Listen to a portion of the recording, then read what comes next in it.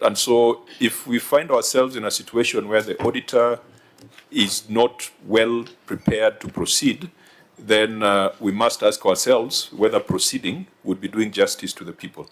So can I get your views before we give the way forward? Senator Sifuna.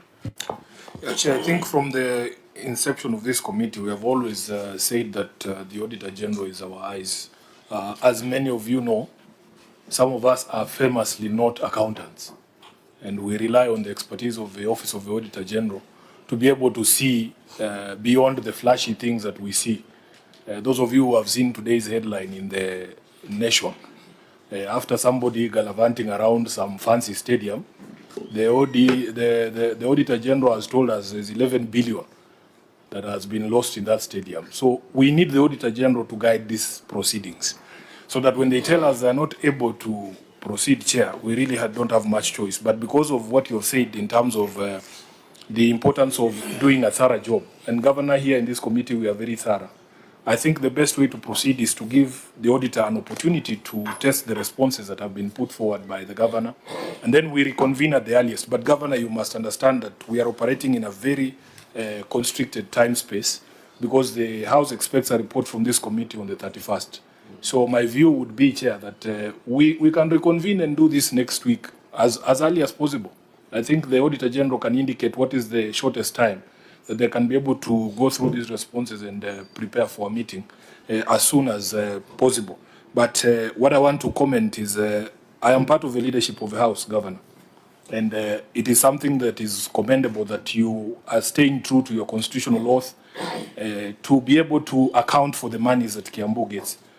We have had a back and forth with some of your colleagues who have taken the position that they are not going to appear before this committee.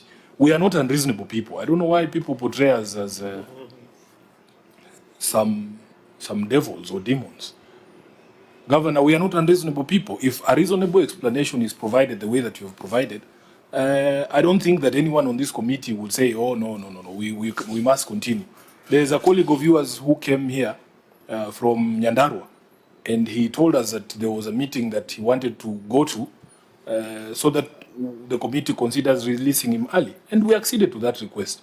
So for you to show up here is to demonstrate to the people of Kiambu that you are prepared to account and not running away and hiding like some of your colleagues in the Council of Governors. If you have nothing to hide, you have nothing to hide. There's no reason for you not to appear before this committee. So for me, Chair, I want to say it is important that governors appear before this committee. I don't know which committee of the Council of Governors you sit on, Governor, because it is none of my business. I'm not a member of the Council of Governors. So when we hear some of your colleagues telling the Senate that they need to reconstitute this committee, tell them to keep off. They have no business constituting committees of the Senate. You have been in the Senate. You are now a governor. Tell the Council of Governors, if there's a governor who wants to be in the Senate and wants to be the chair of PAC in the next session, let them run for Senate. But for as long as they are not members of the Senate, they cannot tell the Senate who sits on this committee. And they must appear. And we have made a decision as the leadership of the House that if you oust your constitutional duty, if you do anything outside the Constitution, there's no business for us to engage. And I think the House resolved that governors must appear. You are an exception. All of last week, we were receiving letters, governors were not appearing before this committee. And therefore, Chair, if you remember the resolution of the House, the governors are in material breach of the preconditions for the meeting that they requested next week. I will be advising the House in my capacity as a leader of the House that we will not sit down with constitutional delinquents. For as long as you have violated the Constitution, Sifuna has no business with you. We will not sit down with constitutional delinquents. So that meeting for next week is of no use because they have refused to. This week, yes, it was supposed to be this week. They were supposed to meet certain preconditions. The entirety of last week, we did not have a single meeting. All the governors chose to stay away. And it is unacceptable because for as long as this committee exists, we must go through the reports of the Auditor General, and we will do so without any fear or favor. And by the way, we have also made it clear that all the 67 senators can do just the work that Sifuna does. If you think replacing Sifuna with anybody else, Kamau, what is his name? Karungo Atsangwa. No. If the Kiambu senator was sitting here, Thangwa, There's people who imagine he would not ask the questions that Sifuna asks. We were all elected to do the same thing, and we understand the job that needs to be done. So I think for me, Chair, it's commendable that the governor of Kiambu has chosen first to appear. He has given an explanation. In my view, it's a reasonable explanation. We can schedule another meeting in a week's time, and we will do the job that is required to be done.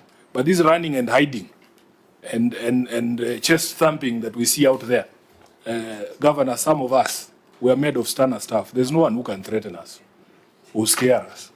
Tell those colleagues of yours, the Council of Governors, you can't intimidate Sifuna or indeed any senator in this republic. They must show up here. Thank you, Honorable Chair. Huyo ndiye Sifuna. Senator Wambua.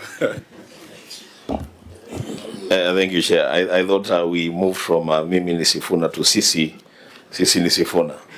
So I don't know. I don't know. I think that's where we are. So thank you, Chair.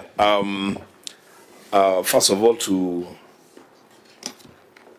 also register my appreciation to Senator Governor Wamatangi and his delegation for finding it fit to appear before the Senate, as they should, because really this is the Constitution, it's a law. I have very few things to say. One, this is a team of reasonable leaders. We are reasonable people. And when we weigh situations and realize that there is a request being made which is valid, we will grant it because we are reasonable people. So I think, Chair, it's okay. We can grant that the OAG be given time to go through the documents, and then at the earliest time possible next week, then the county government of Kiambu executive will appear before the committee and will process the business before us. Secondly, Chair, because I'm also a leader in the Senate, I think it should go out clearly that when we received a formal request by the Council of Governors, we actually agreed that we will meet them and listen to what grievances they have. If you ask me, we would have even have chosen not to accept to meet them, because the Senate Public Accounts Committee does not audit the accounts of the Council of Governors. They don't appear before us as an entity. The people that appear before us are individual governors. So we would have said, no, you are strangers to us, we don't know who you are. But we said, it's fine, we will meet, we'll have a conversation.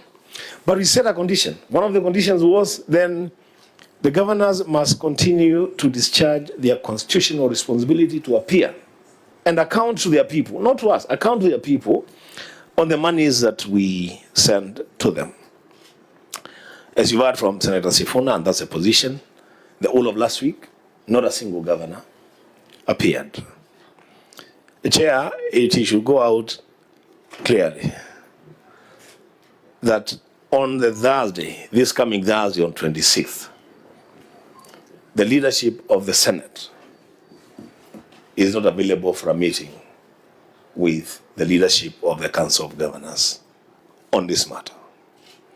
If they want to meet, we're still open, we can meet them. But let governors continue to discharge their constitutional responsibility to account to their people.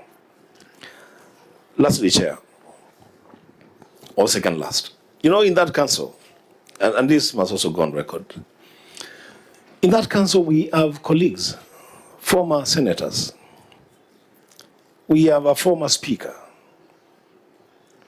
This fight, Chair and members, of anchoring devolution is a fight that the Senate is at the center of. The Senate fights to anchor devolution to make sure that devolution succeeds. When leaders who have never sat in the Senate treat the Senate in the manner that some governors did, my expectation would have been that those senators who sit in the Council of Governors as governors today would have spoken some sense to their colleagues and tell them that what you are doing is completely out of order. There is no way that governors can wake up and say they are not going to appear before a committee of the Senate. Just no way. Lastly, Chair,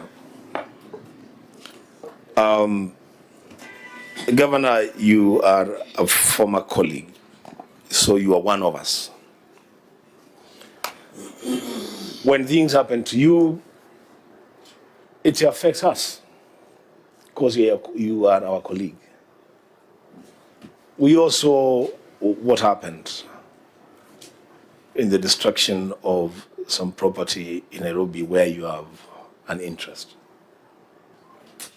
And personally, as a former colleague of yours, I must say it's such a big shame that a government that is promising development and even dropping funny names would undertake such a thing at night. It's why would a government go to destroy private property at night?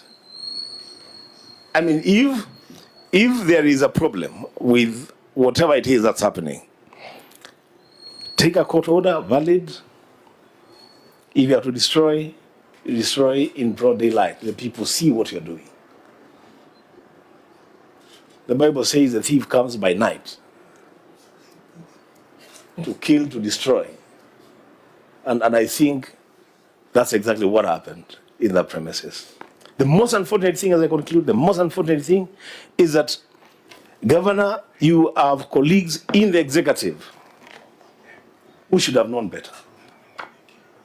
Even if it was a must that they had to destroy that property, I would have expected a duty of care on the part of your brothers to even tell you, you know what, this decision has been made, it has to be done, get your property out. We are going to flatten this area. But for your colleagues to sit there, the CS Interior, Governor Nairobi, the Deputy President, knowing very well that your property is going to be destroyed and no word to salvage at least something. Well, one day, the truth shall come out and justice shall be served. I thank you. I allowed him to go on because you call him the bishop, and that's why he's been preaching. But otherwise, let's stick to the substantive matter before Chair, us. let me talk before the Vice Chair. Senator Gatai, then Vice Chair. Thank you, Chair. Chair, let me start by saying that I am actually very impressed by the humility of Dr. Kimani Wamatangi. Chair, we have received this report that we are not ready to continue. Of course, we have always treated this when you as the prosecutors in the whole process. They are the ones who are supposed to guide us on what we're supposed to do here and there. So we have no option. We have to abide by the observation. And Chair, I would look for a time. I'm very happy to look at this document, which is very impressive, even from the looks. It's a very nice document, well prepared. You can see some very nice victorious here of quite a number of projects. I hope that when that time comes, or maybe on Monday, when we thought maybe we could meet the governor, we shall have an opportunity to go deep into this project and see what Kiambu has been able to do for its people. But to Chair, I am happy that, there is this talk that the governors are not supposed to appear before this committee. I don't know for what reasons. Chair, we have a very, very fundamental responsibility. We are not the creators of the Constitution. The Constitution is owned by the people of Kenya. We are here by virtue of being here, by right, by this Constitution. I don't think whether it's anybody anyway in this country who can decide